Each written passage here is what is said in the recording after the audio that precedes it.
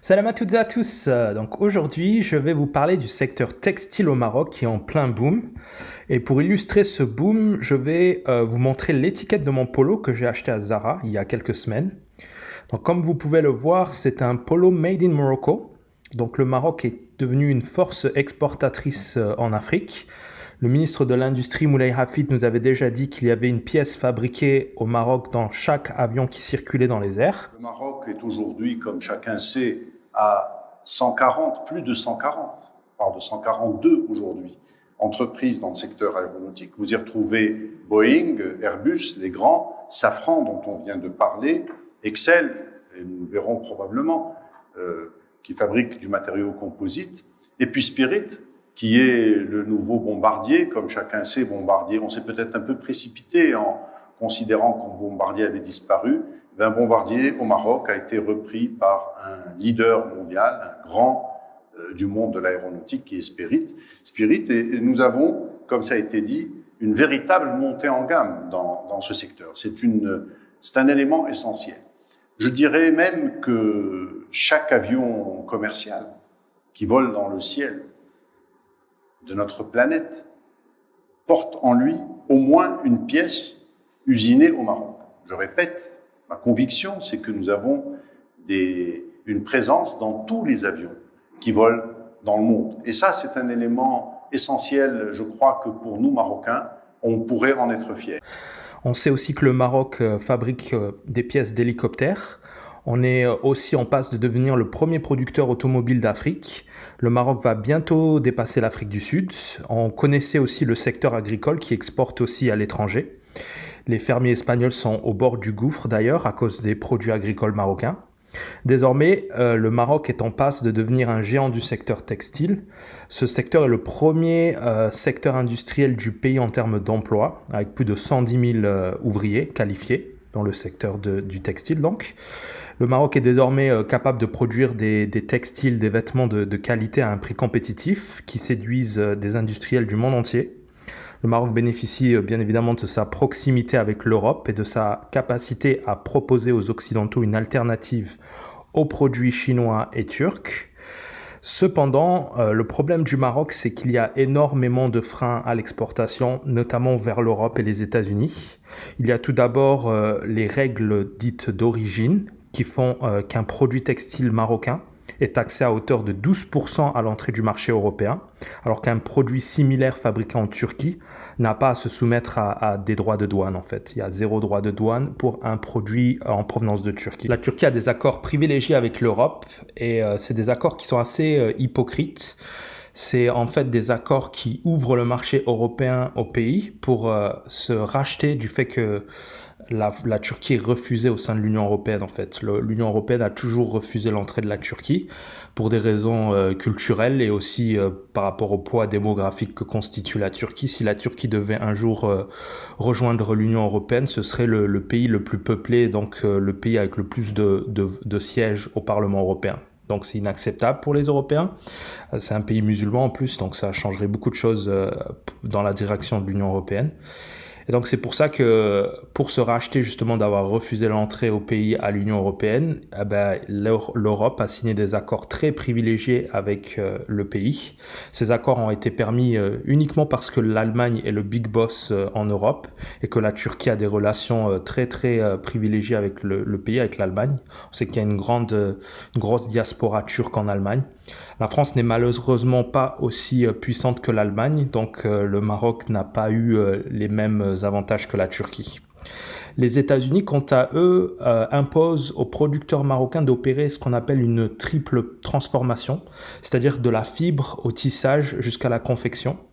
Toutes les étapes de la fabrication doivent être opérées au Maroc. Et donc c'est un frein dans le sens où parfois il est plus rentable d'acheter des tissus déjà finis à l'étranger pour les transformer ensuite en vêtements sur place, c'est-à-dire au Maroc.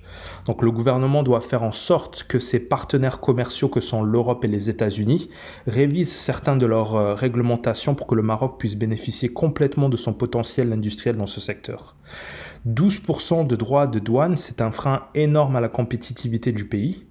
Le Maroc est beaucoup plus compétitif que la Turquie et donc à terme, on pourrait vraiment grignoter des parts de marché en Europe.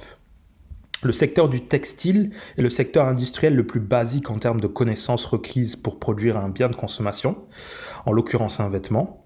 Cependant, c'est un secteur primordial dans la stratégie économique de remontée des filières. C'est d'ailleurs comme ça que la Chine s'est développée. C'est comme ça qu'elle a développé son secteur industriel dans les années 80, en devenant l'usine du monde. Toutes les grandes marques de vêtements comme Nike, Adidas ont déplacé leurs usines d'Occident vers la Chine, attirés par la main-d'œuvre bon marché. Les Chinois ont ensuite développé un secteur industriel autour de la fabrication des machines dans le secteur textile. Et lorsqu'on construit une machine, on peut très vite produire d'autres machines qui sont en lien, qui sont reliées au secteur justement. Et c'est comme ça d'ailleurs qu'on se dote d'une industrie de base. La remontée des filières permet d'obtenir des connaissances et des techniques qui sont ensuite utilisées pour recopier et améliorer les technologies. Donc il s'agit pour le Maroc d'un fort potentiel de croissance si le pays arrive à négocier ses accords avec l'Union européenne et les États-Unis pour pouvoir justement exporter ses produits sans contrainte. À terme, le secteur pourrait doubler de taille si ces barrières disparaissent.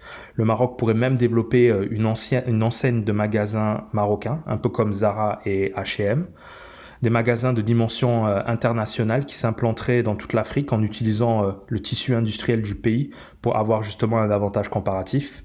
Zara a ses bureaux de design en Espagne. L'entreprise fait concevoir ses vêtements au Maroc, en Turquie et en Asie et elle les vend dans tout son réseau de magasins à travers le monde.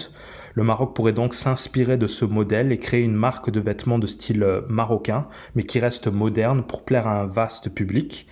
Les Américains ont Ralph Lauren, Gap, les Espagnols ont Zara, les Suédois ont H&M et les Français ont Celio. Donc pourquoi pas le Maroc ? En Afrique, on n'a pas de grandes marques de vêtements à destination du grand public, de la grande consommation. Je ne parle pas du luxe ici, mais même du côté du luxe, on n'a pas de grandes marques au Maroc, alors qu'on a inventé la maroquinerie, ouais, qui porte le nom d'ailleurs du pays.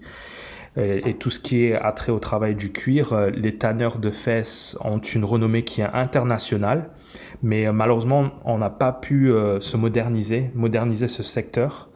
Donc c'est un secteur à fort potentiel qui peut aboutir au développement d'une filière complète, du textile, justement de la conception jusqu'à la commercialisation. Et on peut aussi bénéficier de la Zletka, qui va donner justement plus de débouchés au Maroc pour vendre, exporter ses produits dans le secteur du textile. C'est donc un secteur à suivre, un secteur que je vais suivre de près personnellement. Je me demande quelles seront les conséquences justement d'une levée de droits de douane de la part des Européens dans le secteur. Les produits chinois ne sont plus vraiment compétitifs. La Chine étant à un manque de main-d'œuvre bon marché, le salaire minimum en Chine, c'est $300 en moyenne. Donc ça a énormément augmenté. Dans les années 80, c'était à peine $30. Donc ça a été multiplié par 10 en l'espace de 50 ans.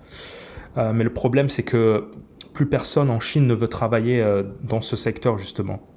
Il y a de plus en plus de diplômés en Chine qui aspirent à autre chose. Donc les industriels chinois sont en train d'investir massivement en Afrique, notamment en Éthiopie, où le salaire minimum mensuel est de seulement $30, justement. Ces produits servent uniquement au marché chinois pour l'instant, car l'Éthiopie n'a pas vraiment d'accord avec les Européens et les Américains, pour l'instant. C'est juste temporaire, je pense. Il y a aussi le problème de compétences et de qualité. Donc le Maroc aura toujours, je pense, un avantage sur ces pays à bas coût, à très bas coût. La qualité, la flexibilité, enfin la proximité au marché occidental, justement, sont un atout pour le pays. Imaginez un inspecteur qualité italien qui a ses usines au Maroc à seulement 3 heures d'avion, contre 7 heures pour l'Éthiopie. Donc ce sera toujours plus intéressant pour l'Italie de faire du business avec le Maroc dû à cette proximité justement et à cette flexibilité.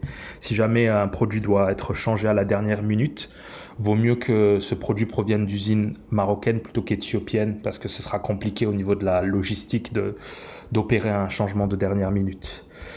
Donc voilà, c'est un secteur plein d'avenir, plein de potentiel. Le Maroc avance à petits pas, mais il avance sûrement. Donc c'est à suivre. Voilà, c'est tout pour aujourd'hui. Abonnez-vous si ça vous a plu. N'oubliez pas la pétition en barre de description et je vous dis à bientôt pour une autre vidéo.